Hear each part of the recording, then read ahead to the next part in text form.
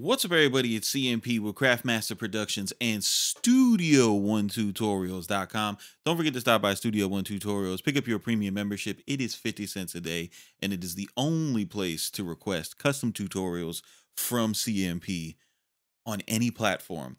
And also, don't forget to stop by cmpkits.com. Get yourself a copy of Trap Chords 40 Fire chord progressions in MPC format and in Midi format. And also, don't forget to follow me on IG at Craftmaster3. It's the easiest place to directly get at me if you have a question that needs my immediate attention. And follow the Spicy Sundays podcast on Spotify. Now, today we're going to be looking at a workaround. This is how to use Pad Perform in the MPC software. Now, I know MPC Beats is a free software, and you guys might not have, you might be using it with keyboard controllers and not pad controllers, right? And one of the greatest additions to the MPC software is Pad Perform. Pad Perform lets you use chord progressions like trap chords, which is available at cmpkits.com. It'll allow you to use a product like trap chords and be able to play the chords with one finger. Now, first, how do you get to the Pad Perform screen to begin with, right? If you go down to this section right here in the lower left-hand corner and you select bottom panel, this toggles the bottom panel from going off and on, right?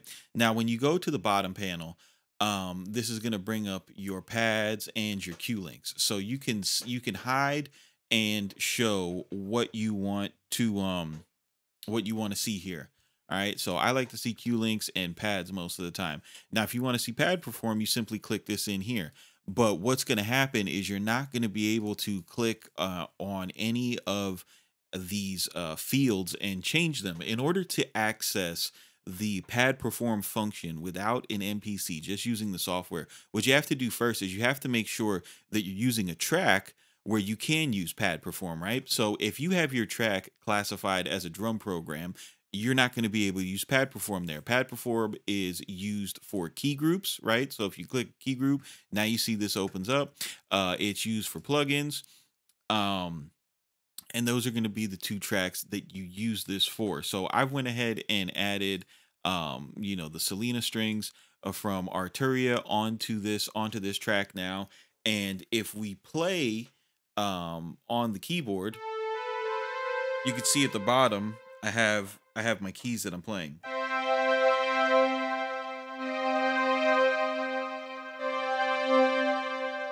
Right? Now, when you want to access your progressions, right? If you order Trap Chords Volume 1 and you look at the README file, I show the folder structure on where to save your progressions in order for them to pop up. So you want to go down here. You don't want to select chords or chromatic chords. You want to select progressions. The pad rows, that's an option, whatever you want the root note to be. And then what you want to do is you want to look at down here where it says progression. Now, all of your progressions will come up in here. You'll see, the different CMP progressions. So if we select this one right here, here's where you're going to run into trouble. If you have just a keyboard controller, right, and say you've went to your say you've went to edit and you go to your program options and you go to note mapping and you select chromatic C1, like we always have, so that pad A1 is C, the next one is C sharp, so on and so forth. And you go to actually play these.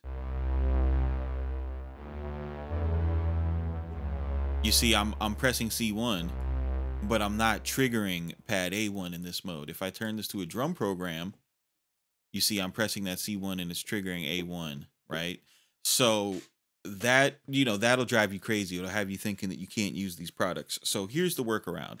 Obviously, the easiest thing to do is get yourself some type of pad controller, because the MPC software will recognize the pad controller. If you don't want to spend a lot of money, there's things out there like the PreSonus Atom. which will work really good with this, right? The Akai MPK. If you want like a smaller setup, but you want keys too, Akai MPK would be perfect for this, right?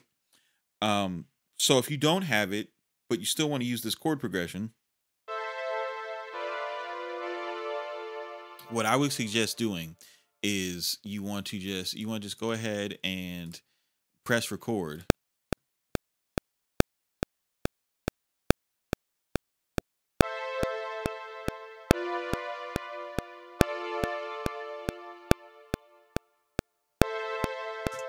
and the MPC will record your mouse clicks on the pads, and you'll be able to use the chords. Now I know that this isn't 100% 100% ideal. It's a little janky, but for the state that the MPC software is in right now, this is how you do it, and you still get to be able to have access to all of these different like stock progressions that the MPC comes with. And then be able to save your own progressions and be able to use them in the software. And once you got them in here, you can then go and move stuff around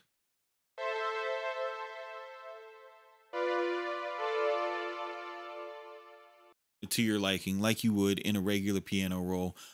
So it's still powerful, but it could definitely use some work. So if you have something to say, this little smiley feature right there, you can go ahead, click on the feature suggestion. It'll take you to the feature suggestion.